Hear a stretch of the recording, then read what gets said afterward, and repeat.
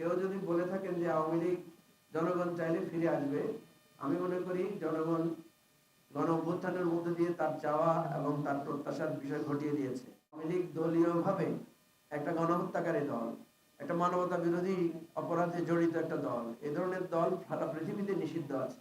জনগণ চেয়েছে বলেই তো শেখ হাসিনাকে পালিয়ে যেতে হয়েছে।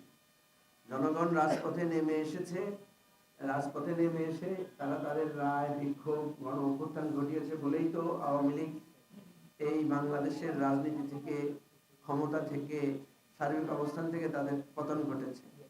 সুতরাং যদি মনে হয় যে জনগণ আবার চাইতে হবে, সে চাওয়াটা কিভাবে চাইবে? সে চাওয়ার দুইটা পথ হতে পারে। সেটা হচ্ছে, একটা তো হচ্ছে আইনগতভাবে, সেটা তো অলরেডি প্রসেসের মধ্যে আছে।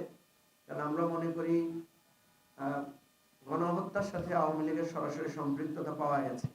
শেখ হাসিনা নিজে অর্ডার দিয়েছেন এবং আওয়ামী লীগ সিদ্ধান্তক্রমে ঢাকা বিশ্ববিদ্যালয়ের ছাত্রদের উপর আক্রমণ করেছে এবং সারা দেশে ছাত্রলীগ, যুবলীগকে লেলিয়ে দিয়েছে। তো এটা একদম ওপেন সিক্রেট এবং এর অনেক ডকুমেন্টারি এভিডেন্স আছে। আওয়ামী লীগ দলীয়ভাবে একটা গণহত্যাকারী দল, একটা মানবতা বিরোধী অপরাধে জড়িত একটা দল। এ ধরনের দল সারা পৃথিবীতে নিষিদ্ধ আছে।